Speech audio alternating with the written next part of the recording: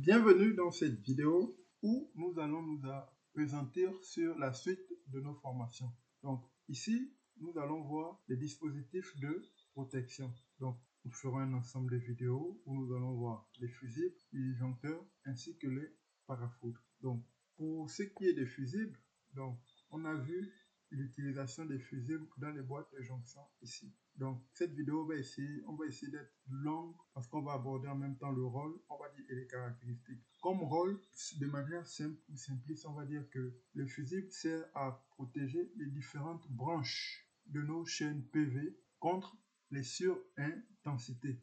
Vous voyez un peu, protéger chacune de ces branches-là contre les surintensités, d'où les fusibles ici. Donc ça, c'est la boîte de jonction, c'est le premier niveau. Donc lutte C15-712-1 impose, on va dire, des protections omnipolaires ou unipolaires. Donc vous choisissez le mot omnipolaire de branches contre les courts-circuits lorsque les deux branches des modules sont, on va dire, en parallèle, ou lorsqu'on a plus de deux chaînes de modules en parallèle. Donc ça permet de se prémunir, on va dire, des différents phénomènes qui vont provoquer, on va dire, ce qu'on appelle un départ d'incendie. Donc lorsqu'on a plus de deux chaînes en parallèle dans notre boîte de jonction, on utilise des fusibles qui seront installés pour protéger à la fois chacune des polarités. Donc la polarité plus et la polarité négative. Mais n'oubliez pas que là, on a juste le schéma unifilaire. Unifilaire, donc un seul fil. Donc là, une chaîne, c'est deux fils. Un plus et un moins. Vous voyez un peu. Donc, les fusibles vont protéger la polarité positive et la polarité négative de chacune des chaînes. Vous voyez un peu. Ainsi que chacune des chaînes pour les câbles de groupe également. Vous voyez un peu. Ici, on a 1, 2, 3, 4, 5 chaînes. On va les protéger. Ça fait 5 positifs, 5 négatifs. Maintenant, à la sortie, on aura deux câbles, un plus et un moins. Là aussi, on va mettre sur chacune des polarités un fusible sur la polarité positive et sur la polarité négative. C'est un peu ça. Donc là, c'est le schéma unifilaire. On verra un autre schéma où ce sera bien détaillé. Vous voyez un peu. Donc là, voici un peu à quoi ressemblent, on va dire, les différents fusibles. Là, vous avez les fusibles en fonction de leur taille, des plus petits aux plus grands. Vous voyez un peu. Donc, en fonction, ici par exemple, on va utiliser les plus petits. Et ici, en fonction, on va dire, du calibre, on va utiliser soit les plus gros fusibles. Donc, c'est ce que vous devez avoir en tête.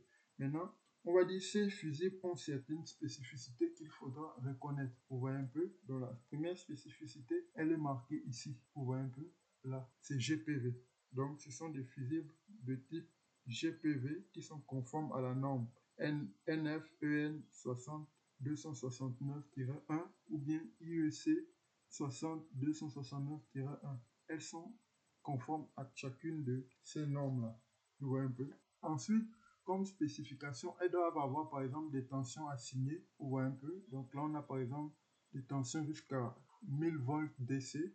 Donc, vous devez avoir une tension assignée qui est compatible à la tension maximale de votre chaîne UOC max. Donc, si la chaîne comporte par exemple 22 ou 23 panneaux solaires en série et la tension UOC max est inférieure à 1000 volts DC, ben vous devez prendre des fusibles qui ont cette capacité-là. Mais si on a par exemple 28, 29 modules en série et la tension doit être compatible à la tension UOC max de votre chaîne. Donc, on peut aller jusqu'à 1500 volts DC. C'est à vous de savoir tout ça. Vous voyez un peu. Donc, c'est tous ces éléments-là qu'il faut connaître. Donc, fiabilité, haute capacité, pouvoir de coupure, etc.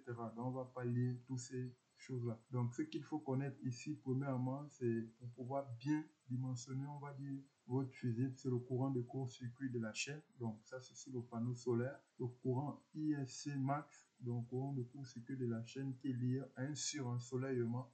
Vous voyez un peu le courant de retour maximal admissible, le calibre, le courant nominal, le nombre de chaînes que nous avons en parallèle, la tension d'utilisation maximale, et IEC max de circuit ouvert pour votre chaîne. Vous voyez un peu. Donc, c'est tout ça là que j'appelle, on va dire, les spécificités qu'il faut connaître. Et puis bon, il y a encore l'autre que j'ai peut-être oublié ou que je n'ai pas parlé, les différents courants. Donc après, il y aura des courbes qu'il faudrait interpréter, le courant de fusion, le courant de non-fusion, vous voyez un peu. Donc tout ça là, il faut connaître. Donc normalement, là je ne la retrouve pas, mais il y a un courant qu'il faudra respecter. Par exemple, le courant conventionnel de fonctionnement qu'on appelle I2. I2, voilà I2 qui est là. Normalement, il est égal à 1,45 fois IN qui est le courant nominal. C'est là. Pour les fusibles, le courant I2, le courant conventionnel de fonctionnement I2 est pris égal à 1,45 fois le courant nominal.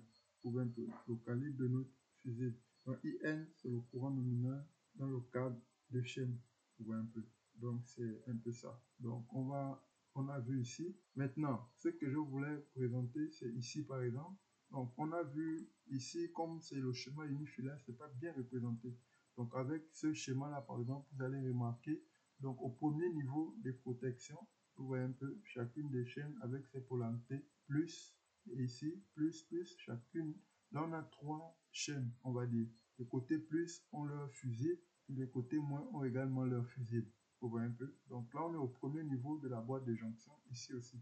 Donc ces deux boîtes de jonction 1, boîte de jonction 2, on va dire au premier niveau de la protection, vont être raccordées à la boîte de raccordement. Donc ici on aura deux câbles, un plus et un moins, deux câbles ici, un plus et un moins toujours, qui viennent ici. Donc on a encore un second niveau de protection pour les fusibles qui sont sur la polarité plus, la polarité négative, la polarité, ainsi de suite pour chacun des fusibles. Et ensuite, ils quittent la boîte de raccordement et vont à l'onduleur.